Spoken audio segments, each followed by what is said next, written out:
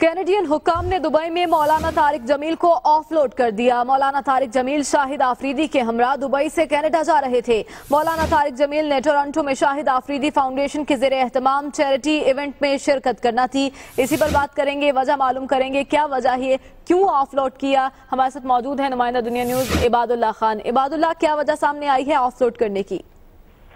جی ابھی تک اس میں کوئی وجہ سامنے نہیں آئی ہے، بس ابھی تک جو اطلاعات ہیں وہ ذرائع کے مطابق یہی ہے کہ کینیڈین امیگریشن نے مولانا طارق جمیل کو آف لوڈ کیا ہے۔ اسی فلائٹ میں شاہد خان آفریدی بھی ان کے ہمراہ تھے، جو شاہد آفریدی اپنے فاؤنڈیشن کے سلسلے میں ٹورنٹو جا رہے تھے۔ یہ پاکستانی وقت کے مطابق 10:55 پر یہ واقعہ ہوا ہے اور نجی ایئر لائن 241 یہ فلائٹ تھی جس کے اندر یہ دونوں کینیڈا جا رہے تھے۔ ٹھیک ہے، بہت شکریہ، ہمیں اپڈیٹ کر رہے تھے عباد اللہ خان۔